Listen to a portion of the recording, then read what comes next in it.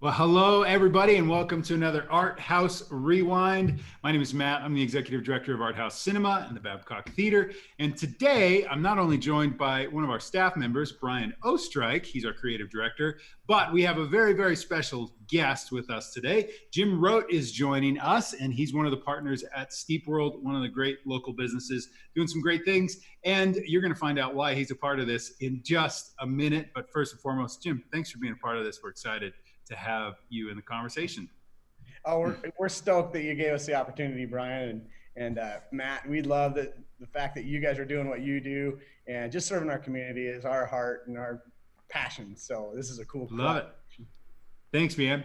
Hey, so before we jump into our film discussion tonight, because boy, do we have a discussion, we want to quickly give a shout out to one of our Art House sponsors. As you probably know, Art House, as a nonprofit cinema, continues to be supported by so many great local sponsors, businesses, organizations, and individuals that are giving financially to help us continue to survive and bring the things that we're doing here in Billings. And tonight we just want to shout out one of those, and that is YPR, or Yellowstone Public Radio. They've been one of our longtime sponsors. Great relationship with those guys. We're so grateful for your continual work in our community, what you're doing, but then also your support of us as Art House. So thank you, YPR. Keep up the good work. Also, because he's put so much effort into it, Brian, we need to know what you're drinking tonight because it connects very, very well.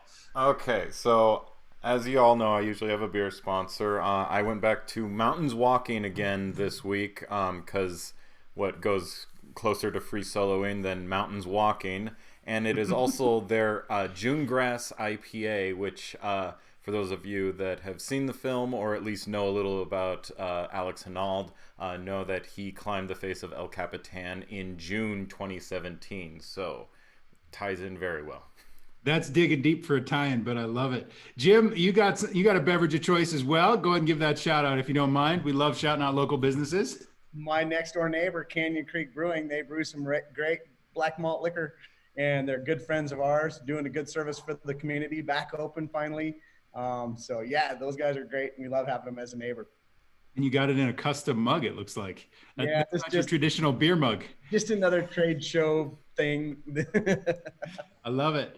Hey, so tonight, if you haven't picked up by Brian's very intricate beer description, we are talking about the film Free Solo, which now I hope it all makes sense if it didn't yet before. This is why Jim is joining us with the conversation because, you know, if we're going to talk about climbing and this incredible film Free Solo, Brian and I don't know if you can't tell by our body type, but we're not the biggest, greatest climbers in the world.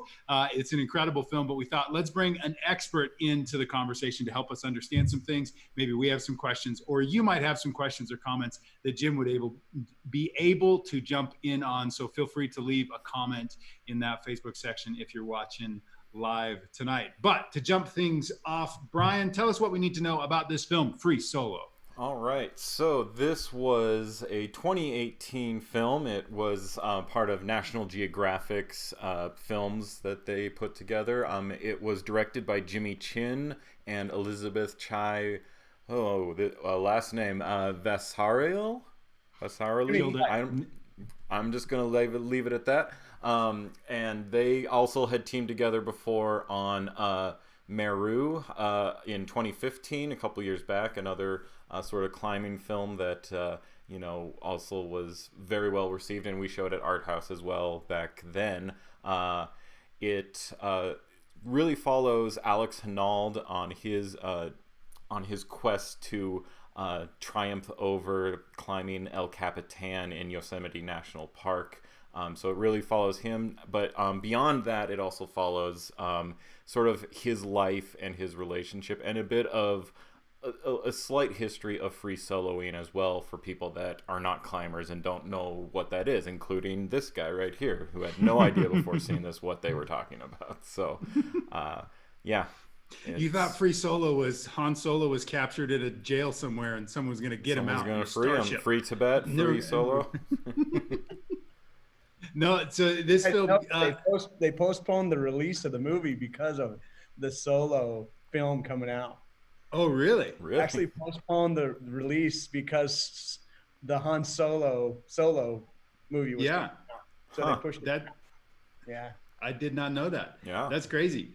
This film, so when this film came, this was one that I remember seeing the trailer for. We were excited about it to bring it to Art House. And then two things happened. One, I watched the film the day, that we were able to preview the film and was just blown away by it. I was already excited about it because of the trailer and because of the Jimmy Chin Meru connection, because I loved that film and that film had played so well. But then like this crazy thing happened on that Friday when we opened it. Like everybody that's ever climbed anything in Billings, Montana, it seemed like they all came to the movie on Friday, Saturday, Sunday. The next week, the week after, I think we kept this one for 3 weeks, just continuing to see, that the house is full because people were just so excited about this film. And then it started to leak out to non-climbers, people that were just excited about it because they had talked to a buddy of theirs that had seen it. And man, you got to check out this film. And so overall, Art House has been open for 5 years. This film sits at number 12 for our all-time best played list, which is pretty good when you consider that some of the films that have beat it out, we've brought back twice some of those films. This film played once, and it played that great to be in number 12. And so it's just, I love this film, but I also loved seeing so many people. Like, it was just crazy to me. All these people that showed up, we sold out, screenings and had to turn people away because of this climbing community in our city that were so excited about this film, and rightly so. So talking a little bit about the production of this film and how it was made, I think, Jimmy Chin, he made Meru, and it was this really interesting thing for me to see this guy continue to do what I think he does so well. And that is, and I know, Jim, you can speak to this, but he not only tells the story, the technical side of what's happening climbing wise, but he's able to tell the story of the climber themselves. And then specifically with this film, Free Solo, what I loved about it is they tell almost the story of how the film was shot and the crew behind the film and what went in for them emotionally and technologically to kind of get some of this film shot the way that they did.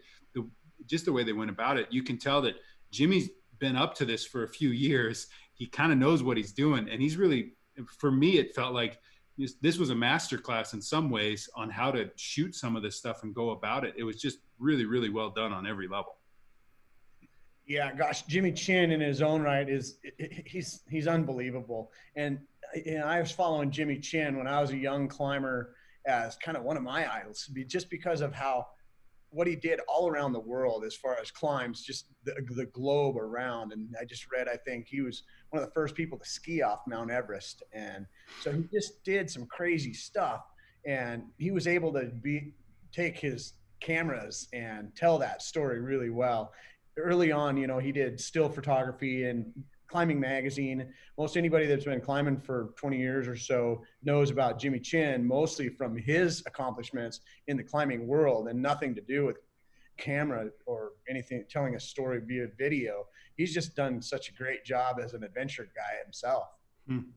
That's really cool. So he's transitioned, because obviously he's a climber. You can tell that this is a passion for him. He's not just a Hollywood hire that they brought in. But this has been a building narrative for him, that he started out as a climber, then transitioned into photography, and now into filmmaking, is kind of what you're saying. So it's been this slow progress and evolution. Yeah, for sure. When I got into climbing, I was going to school for film and TV back in Bozeman, and Galen Rowell was one of my heroes. And he was a guy that was an incredible photographer, but he was a mountaineer and alpinist and a climber first. And I was, high regards to me because he carried all his climbing equipment, all his camping equipment, all his food. And then he had all this film camera equipment, in these cold environments, carrying this stuff up. So it was pretty amazing, the fact that he could master this skill of climbing and mountaineering, but then he also had a backpack full of camera gear, and he could capture it and bring it back to the rest of the world. And I know that Jimmy was probably, in a regard of, if you talk to him, I'm sure he would probably say that Galen Rowell was one of his heroes back in the day. And because what he's done seems, at least in my mind and where I come from in my climbing pursuit, Jimmy's done a really good job in filling those footsteps in the new era of video, because back then it was mostly just still shots and stuff in the mountains. That's really cool. And I think, not to get too deep into what I loved about the film, but I think you kind of hinted at it. There was something about, whether it's Meru, but this one in particular, it struck me that everybody's always talking about who came before them. It seems like in the climbing community, you just did it. Like, we can't talk about that guy without talking about this guy, which is really, really cool. And I think really, really beautiful that no man is an island in this community.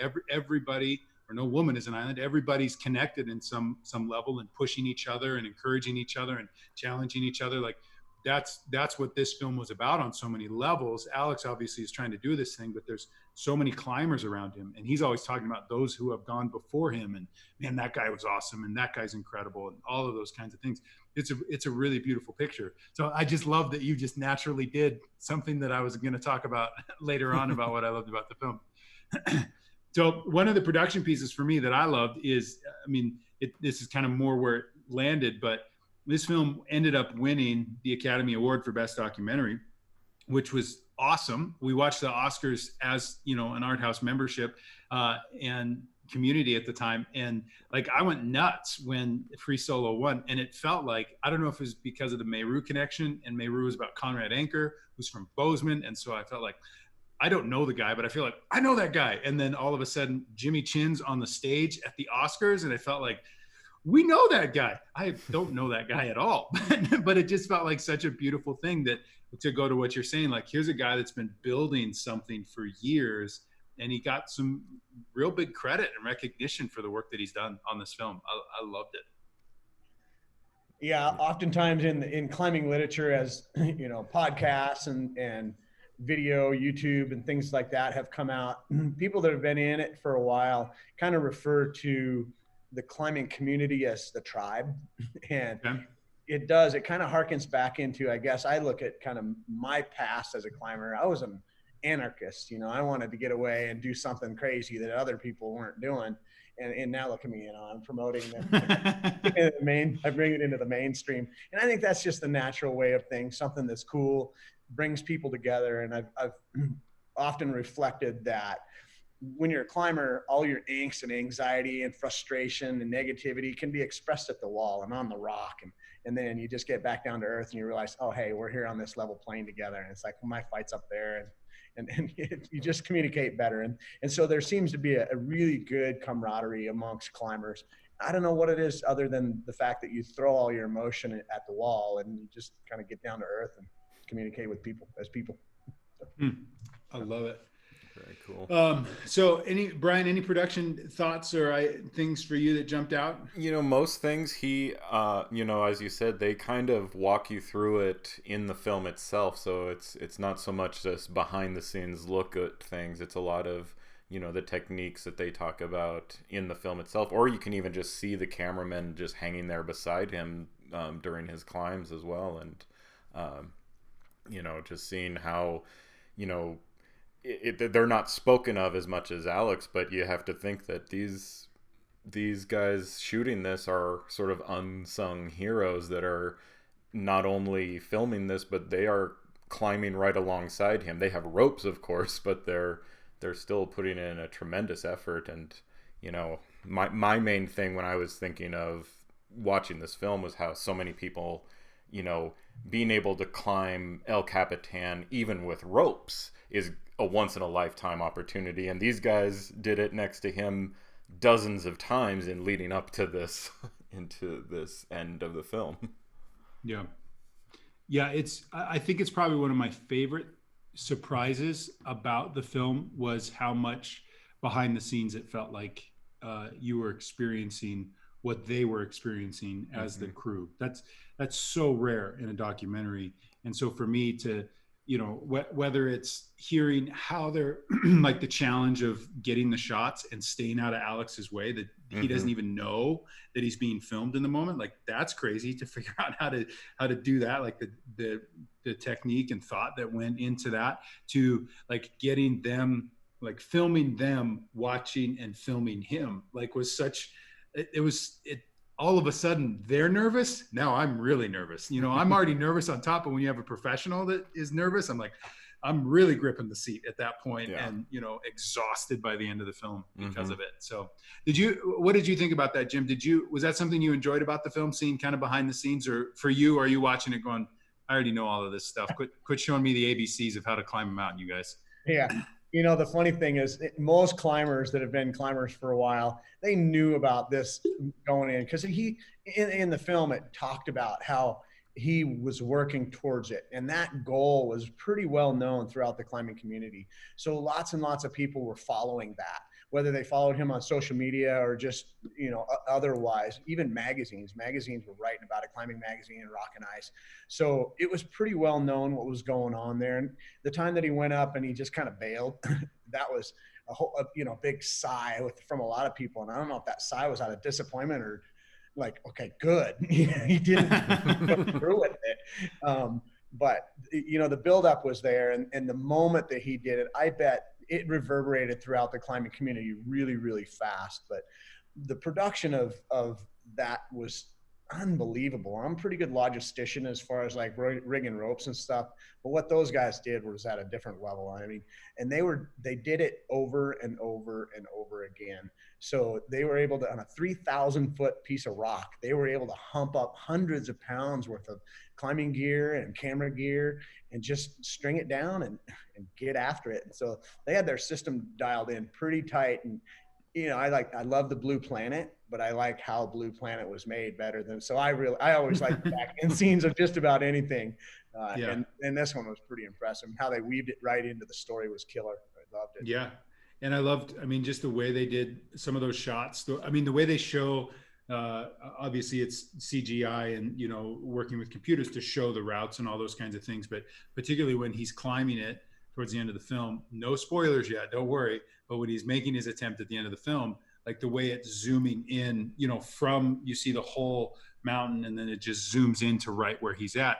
Obviously, they're using some technology and cutting some things together there, but it just, you always feel, the epicness of what's taking place. You never get lost in just one guy climbing a mountain. You always continually are zooming out and experiencing like, this thing is crazy what he's doing. And I just think they did such a phenomenal job. Spoken of different sections of the climb previously, so when he gets to a section, you already know what he's going through at that point too. So.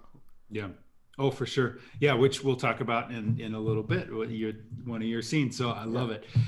So, gentlemen, we're going to jump into what is known as the spoiler section. So at this point, you can spoil it if you haven't seen it.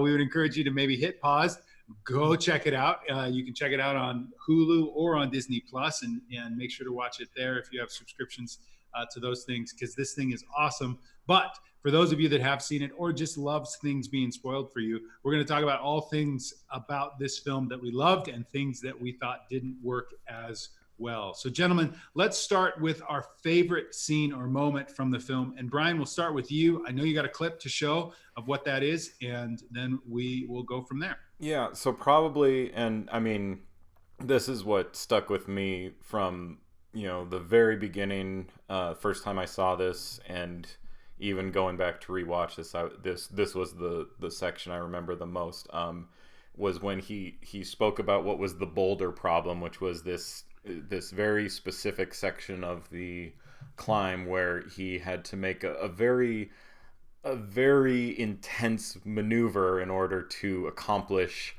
making that section, and even more so than when he actually performs it later. His description of it was just so nerve-wracking, hearing how that went. So I'm gonna play that section there of him, because he can explain it better than me, and then I'm sure Jim can even explain it better than that. But just to hear him talk about this section is quite intense. So. But the boulder problem has a 10-foot section that's incredibly difficult. It's a very intricate sequence. You've got your right hand on a crimp, left hand on a side pull, and then you put your right foot onto this dimple thing. Right hand goes up to a small down pulling crimp, left foot goes into a little dish, and then you drive up off the left foot into the thumb press. That's the worst hold on the entire route, so you get maybe half your thumb on the hold. Then you roll your two fingers over the thumb, switch your feet, left foot stems out to this really bad sloping black foothold. switch your thumbs, and then reach out left to a big sloping bread loaf type hold that feels kind of grainy. From there, either karate kick or double dyno to an edge on the opposite wall. In some ways, it makes more sense to do the big two-handed jump because you're jumping to a good edge, so there's actually something to catch.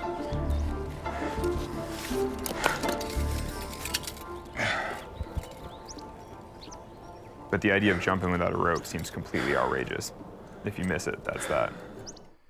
So yeah, that was the that was the problem there was, yeah, just the thumb placement that he talks, where he's basically holding himself by his thumb and then he has to switch thumbs at one point, was just incredible to hear that talk about. And it's enough to, I mean, not that I was going to climb it anyway, but that definitely was enough to be like... If there was a tipping point for you, well, that's really what tipped it for me. Okay, yeah. Have another beer, man. Go for it. It was only like halfway up the wall. It wasn't like it was at the top or anything. Yeah. So Jim, I'm curious, when you see a scene like that, and later on in the film, when he's actually attempting that, and there's been so much conversation in the film about the boulder problem and how is he going to go about it, and that's the big scene in a lot of ways for the make or break it. You, as somebody that's, it's been well documented, you just said that you knew that he did it, and they've had plenty of time to edit the film and all this stuff, that time has passed. What is that like for you watching it then, to know the technique of what they're talking about, but to also know, guys, he's got this. It's fine. He does it. No big deal. Everybody calm down. Because I'm not joking. Like, everybody at Art House was gripping their seats at scenes like that, and panic, anxiety, like, we don't know if this guy, what's he doing. So what's a guy like you doing when you're watching something like that? The same thing.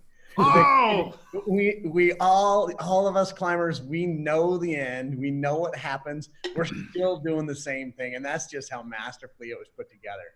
I mean, They just built it up so well, and I think some of that maybe is the behind the scenes, and the guys running the cameras were doing the same thing at the same time, because it could go either way. But the funny thing is, like, we knew how it was going to go, and we're still doing the same thing.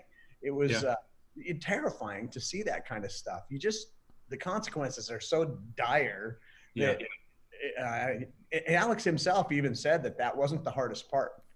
He thought that the hardest part was the slabs down lower where his girlfriend actually dropped him earlier. And those, I looked at those, and just having climbed long enough, I look at that kind of stuff. And even if it's lower angle, if your biggest hold is like the thickness of a quarter, there's just zero security that you can have in that kind of situation. And so it's just 100% Olympic caliber gold medal balance and mastery. There's nothing else to say. It's just mastery of that kind of thing. And his brain has the ability to master that stuff and do it without fear, which is nuts. I'd be terrified doing it with a rope. Yeah. I wouldn't even do it with a rope. So Jim, how about you? What comes to your mind as favorite scene or moment from the film? I don't know, maybe it's just my morbidness, but when he said, I thought about breaking up with her, man, and I knew the whole story. That was something. So I knew the whole story before it came out and I saw it, but it's like, when he said that, I'm like, I guess most of us would just know better than to like say that. Yeah. But especially to a camera crew. You might think it, but you don't say it to a camera crew. Yeah. Those are the thoughts you don't verbalize. But it was fantastic that he's just so open and transparent, and he's just that guy, and that's just how he lives. I also loved when they picked out the refrigerator for the house. Oh yeah. No, they did find the perfect one that fits all their needs, I think was the line he said. I don't know. So the climbing stuff wasn't the things that I remember the most, and that I got the most entertainment out of. Eating from a spatula. Black Diamond's one of their big sponsors. They're a climbing company. They have a Honnold spatula that they market now. All right. It's a kick. I think for me, like you hit on what I would say, and I know this isn't just one moment, but I think my favorite thing about the film is how much it is about climbing, but it's not about climbing. Like at the end of the day, you could, yeah, there's this incredible feat of him doing that, but there's so much about mental health and like his mental state, and like not poking fun at him, but just asking the question, like, what is the drive behind this guy to do this, and how could, and even the statements about his girlfriend and things like that, like normal people don't necessarily act like that towards their significant other or view their life on that kind of level. And sorry, and normal people don't usually desire to climb a mountain with no rope just for the sake of saying that they did it, stuff like that. So the mental health thing, the whole girlfriend relationship aspect, where they are picking out, a fridge and they're decorating their home, and he only allows her to talk about furniture one time a day, stuff like that. It's like, this is a climbing documentary, but you're choosing to do this instead. Yeah. But it works, and it works so well because the film is about so much more, I think, than just this incredible feat. But it's really about this man and what's the drive and the lifestyle around this guy to make this feat possible. Those are some of my favorite things about the film, for sure. So I think they've lucked out and found, like, not only is he this really accomplished and dedicated climber, but he's just a character. Like, I don't think this would have won the Oscar if he wasn't so charming and a little bit strange to the average person. And like, I think he is just one of those amazing documentary subjects that really elevates the film beyond just the subject. Yeah Just the accomplishment. There's got to be that personality behind the accomplishment to make it everything that it actually is. So the personality of Alex is he's an odd duck a little bit, I would say. But I talked to some people in the theater after they had viewed it, and they're climbers or they're more extreme sports kind of mentalities, and they look at him and they're kind of like, oh yeah, I that makes sense. Like I not that they are him, but they can understand or connect with that on some level. And what I would say is my absolute favorite scene, and then I'd ask, I'm curious, Jim, like, is this something that you would say like, oh yeah, that all makes sense, or this guy is crazy weird out there odd duck, is at the end of the film when he's gotten to the top, he's done it, Jimmy Chin is going nuts, like crying, emotion, just a hot mess. The whole crew is a hot mess. His girlfriend calls him on the phone. She's a hot mess. Like, everybody that is interacting with what's happening is just a wreck. And he goes, so delighted. I'm so delighted. Like, he just says that 4 or 5 times. Those are the only words. And he goes, I might cry. I don't know. Maybe we'll see. So delighted. And I'm like, what's happening? Like, do you not understand? So I love that scene for so many reasons, but one of them is it just highlights who is this guy? So is that something you watch and you go like, yeah, that makes sense? Or are you going, what's up with this guy?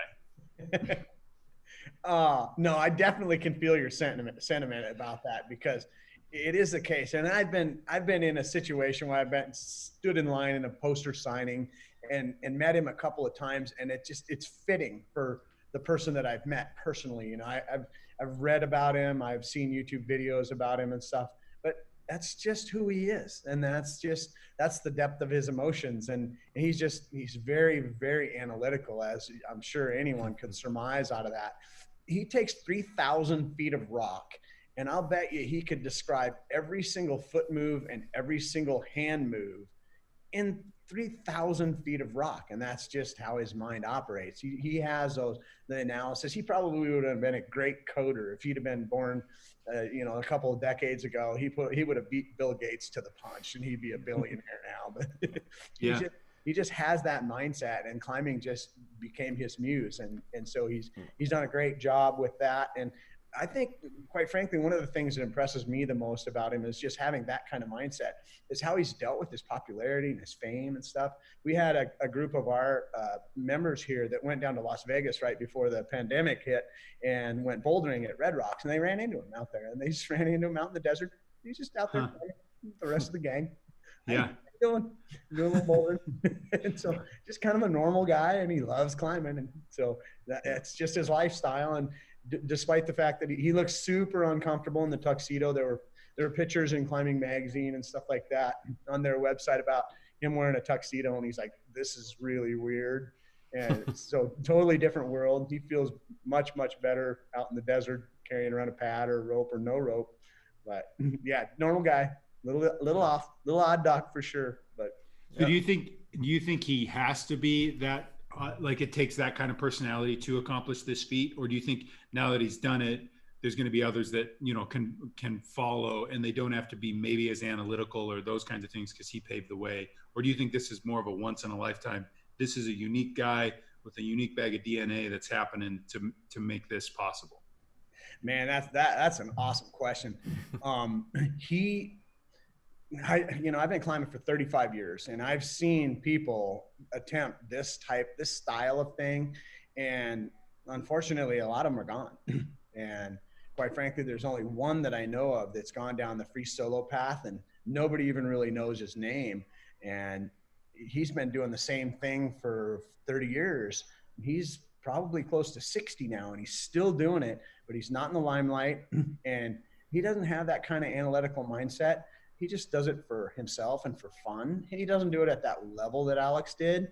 But everybody else that kept trying to push the envelope, they're just not here anymore.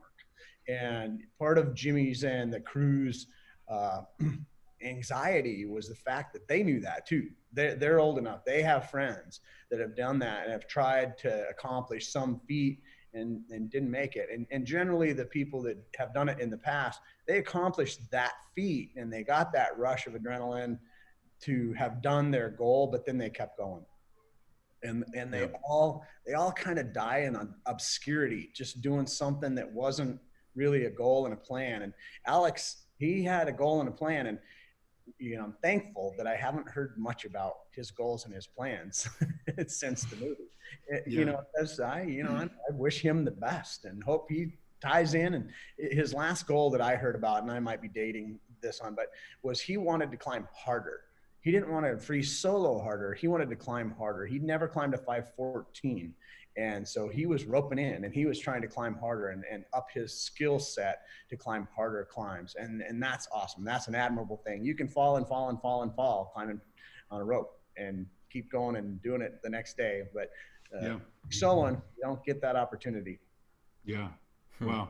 Which I guess kind of leads us into, that leads me into what's it all about, but let's jump into nitpicks first. I almost jumped over that. And the reason is because I don't really have any nitpicks on this film, which is rare. And I don't think it's ever happened before, but I just, even rewatching it, I watched it a couple times when it was at Art House and rewatching it in preparation for this rewind.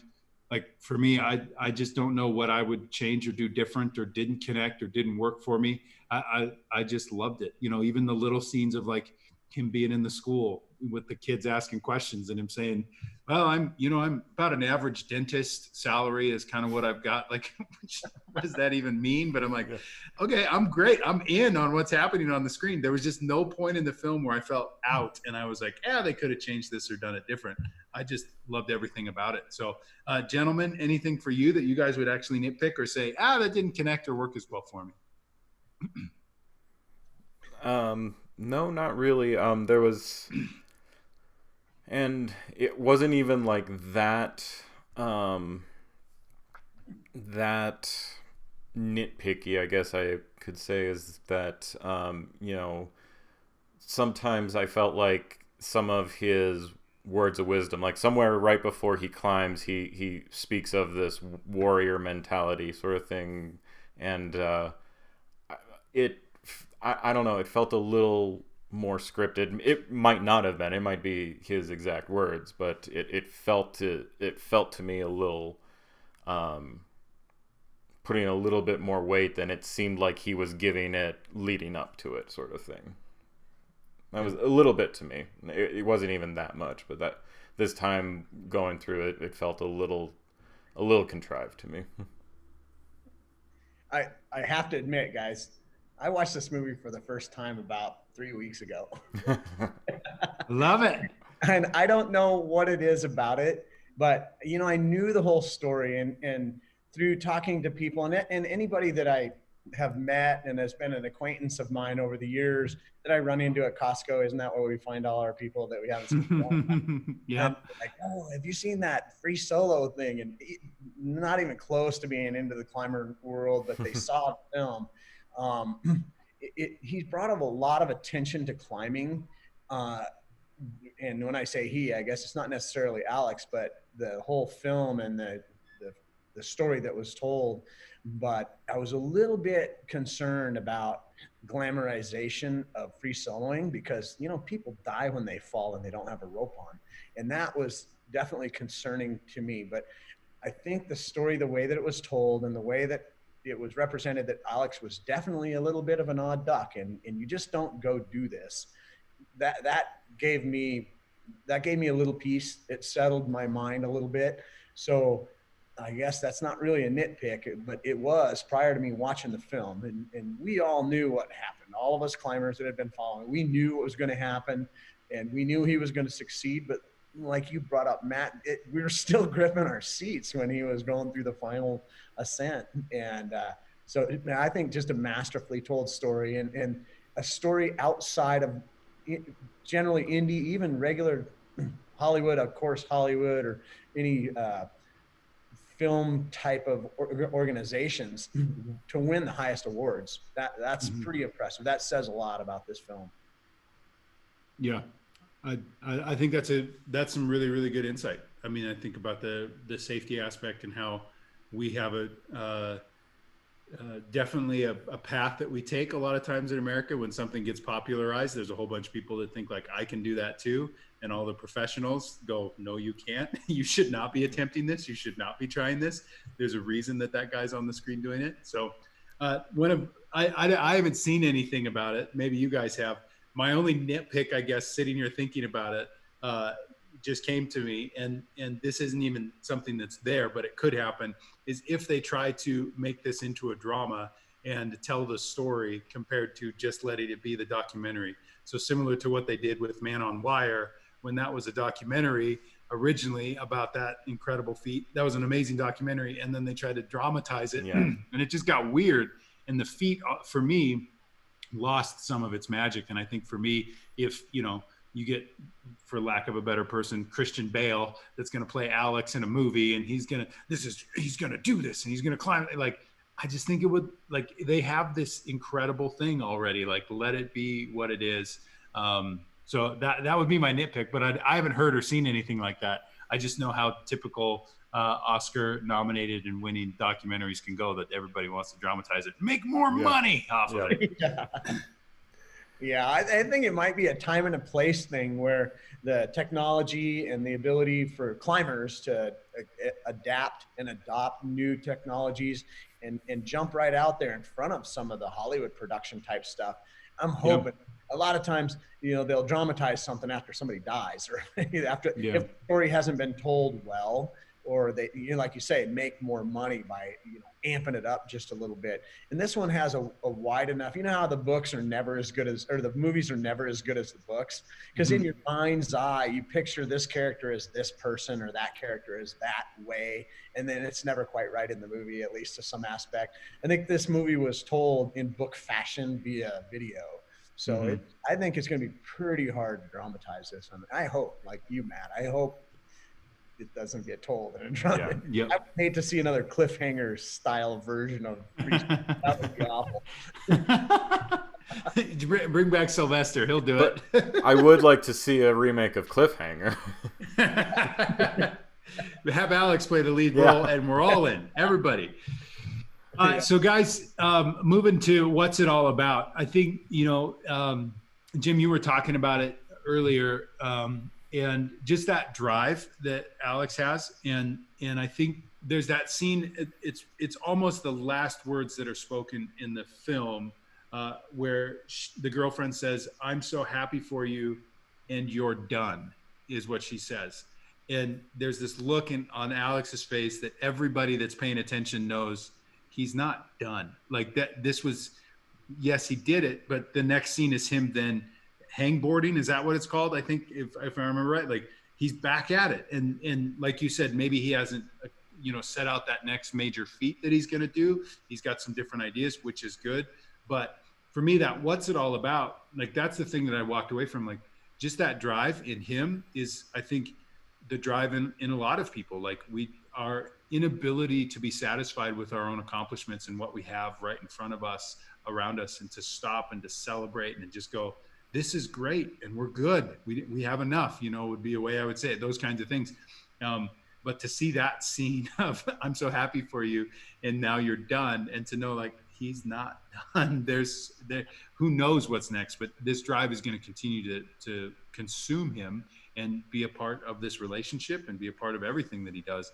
And for me, it was just really reflective of, I think, what a lot of our lives can potentially be, whether it's in business or family or friendships or creativity or whatever it is, like that perpetual drive for more and more and more. So that was a big thing I walked away from the film on. So any thoughts or ideas for you guys on what the film was all about that you left thinking about? Yeah, I felt like you nailed it right there. Was a lot of what I was going to say is, not only the drive and that how that can apply to, climbing is his thing, but you can apply it to whatever you're passionate about. I think it's a lot of, number one, having a passion in general is kind of what it's striving for, and also the drive not only to do it, but to reach that level of perfection, to be the best you can be at that one thing is a lot of what I see in that, and how he takes it to this extreme where you can kind of see like it's affecting his personal life with that relationship as well, but it's still like you got to have that passion, and you've got to do it at all costs, sort of thing. Yeah, as I kind of referred to earlier, I hope he's done. I really do hope he's done. And like Brian said, it's like, but not making giant leaps forward and giant audacious goals. I hope he's done free soloing at giant audacious goals. That he will apply this to, climbing harder, higher grades on a rope, or harder boulder problems, or masterfully building a business and brand out of what he has accomplished thus far. That he will find some satisfaction in that next level, because risking it in business, well, you lose some money. Risking it free solo, it's not money. You don't get to build another goal. And so, I really do hope, like she said, was that he's done with that. Maybe he'll continue to free solo, like the guy I referred to that's in Yosemite that's 60 years old, that he's still doing it without ropes. Not nearly at the level that he did, but he never did it at the level that Alex has done it. And at his peak, he kind of realized, okay, that's my peak. I'm going to start doing it at a much lower level now and staying under the radar. And Alex, I don't think he'll ever really be under the radar unless he truly chooses that that's where he wants to be. But he's a pretty skilled individual, and he's very popular, and so he could do a lot of cool, great things in our industry. And he does already, like the school scene. He still travels around. I think he was in Bozeman last year or the year before. He was in Bozeman, and he met with the kids on the Bozeman climbing team. And that's pretty cool. They just rolling into Bozeman, hanging out with Conrad Anker, a buddy of his, and then just meeting the kids all the way from like 9 years old to 18 years old and climbing with them for one of their practices. That's a really cool thing. And for me, of course, this is the business that I'm in and I've chosen to pursue. It's very gratifying for me, and I hope he finds that kind of gratification too, to Sharon. I love it. So if anybody's curious, just to land the plane tonight, how to go deeper or how to go further in what the film talks about or what it's all about, I think obviously, Jim, you're the expert on this. I would just throw out, Jimmy Chin's other works, I think are more than worth it. If you enjoyed this documentary, his other works are definitely worthwhile. You were telling me about one, or telling us about one before we went live, that's on National Geographic that I'm excited to check out that, because that seems really, really interesting. But Jim, for you, what would you say for somebody that loved this film and just wants to go deeper in these kinds of things? As far as the physical activity of climbing, climbing gyms right now proliferating around the world are unbelievable. It's like I talked about the tribe. The tribe exists inside now. You don't have to go out and risk sunburn and mosquito bites and rattlesnakes or anything. You come inside, it's hermetically sealed climbing scenario, which I would have been appalled at 30 years ago, but it really is a very comfortable environment, enjoyable. It's the workout that you never knew you were having, as a member shared with me at one point. And you learn some skills and you learn some techniques and you learn it at a pace that's manageable. The risk is minor. There's always risk in life, but you can accomplish more, and you can climb walls inside and transfer that to outside. And climbing is a really, really cool sport where the camaraderie is kind of unlike anything else. And rivals root for rivals at every competition that I've ever been to, and nobody disses or trash talks their rivals. They congratulate them for beating them, and it's pretty unique. And so climbing is something that I think, you know, you should give a try. If you feel like you want to go deeper into this type of thing, do it with a rope. Do it with a rope, unless you're on a little wall like that, which is, these are boulder problems over here, you know, these short ones, and you're on this big fat mat. You do tall walls like this, and this wall is actually 40 feet tall. It goes about 3 times higher than that. You know, you want a rope on that one. So I'm sure.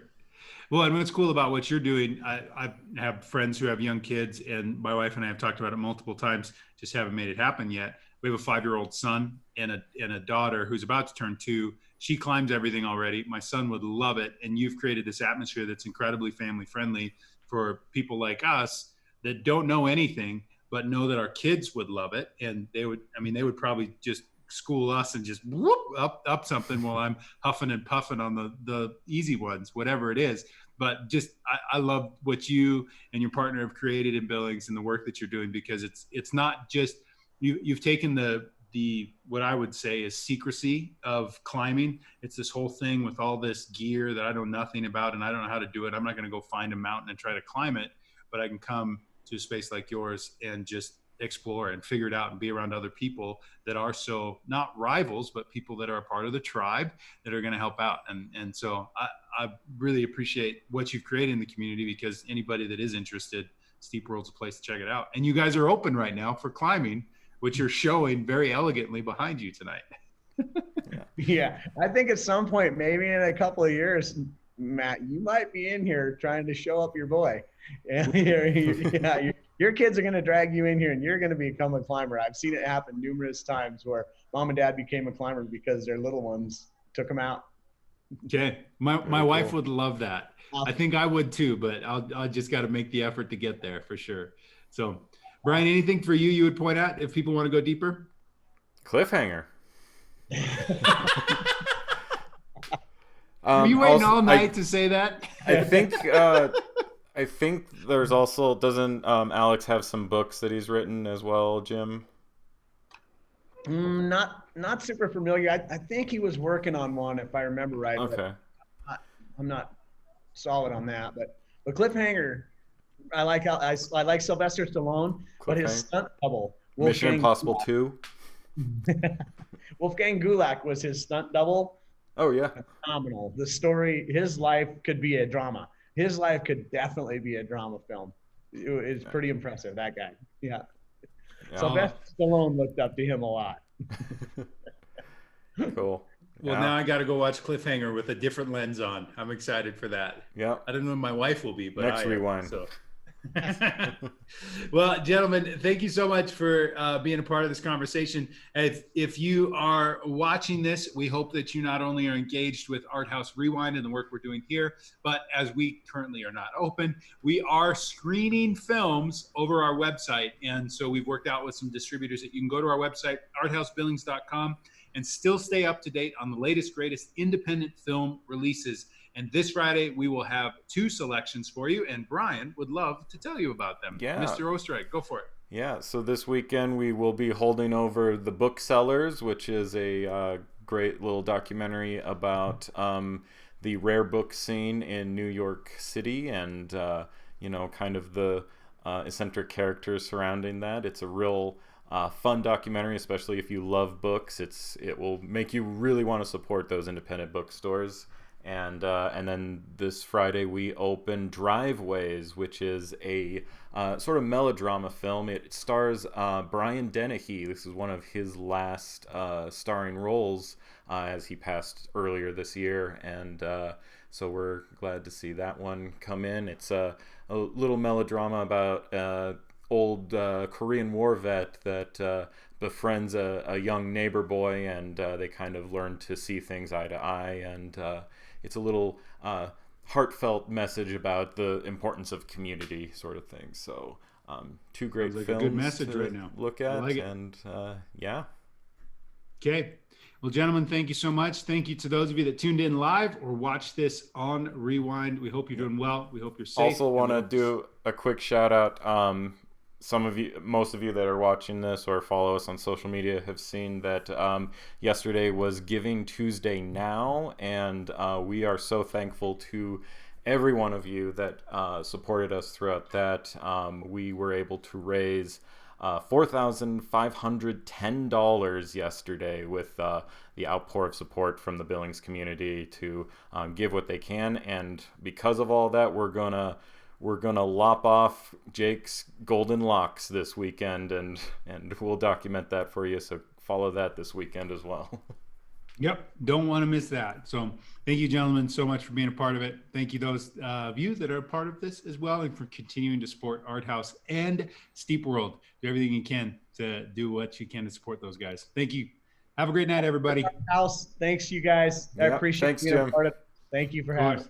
Thanks, Yeah. Jim. Good night, everyone.